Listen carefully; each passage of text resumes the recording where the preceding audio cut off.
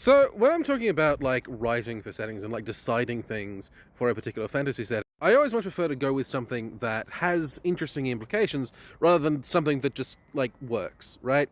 So, for example, like, what do Aarakocra eat? Like, what is their main staple foods? And, like, I think there's a joke here to be made about, chilies. I think there's a good joke about, like, how Aarakocra, like, found a particular kind of fruit that was, like, naturally pest resistant, and, like, even things like goblins and even rats, like, didn't even eat this stuff.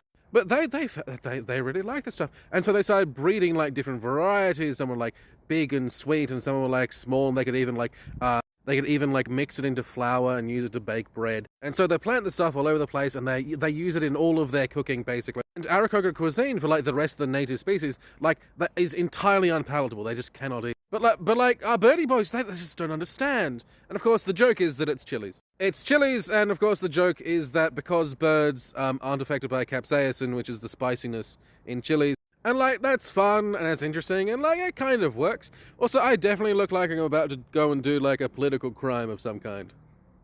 When I'm running for a fantasy setting, I want to like have anything I decide have interesting implications that we can then read into and potentially like go down a whole rabbit hole of implications, right? I mean, the last time I did that, I got battle lobsters, so let's go. So Aarakocra migrate.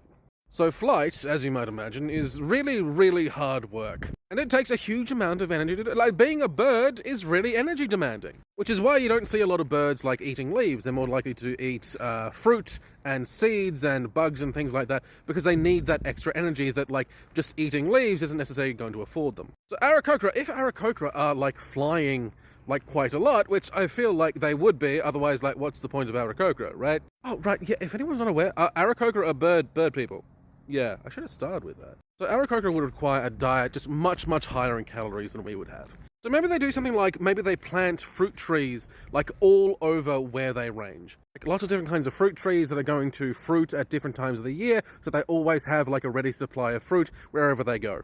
And you can also be, like, pretty safe in assuming that, like, if there's a bunch of weird fruit trees around where there shouldn't necessarily be fruit trees in, like, the woods and so on, be like, oh, this is an Aarakocra area, alright. Like, even then, I'm just not sure that would be enough. Like, if they have, like, significantly higher calorie needs than we do, like, is things like regular agriculture, like regular human farming agriculture, and, like, fruit agriculture going to be enough for them? I just don't think it is. If they have a more on the side of carnivorous side of omnivorous diet, I would say they probably need to hunt a lot more than humans would. Which, in their case, being both flying and able to use tools, I don't necessarily think would be a problem. They need to eat a lot. Look, here's the thing. I think Aarakocra are a problem. Aarakocra have a tendency to, like, decimate ecosystems. I think Aarakocra, by necessity, have to migrate. Like, any Aarakocra society of a sufficient size isn't able to support itself based on, like, a reasonable flight distance. So I reckon they would have to base their agriculture and their hunting practices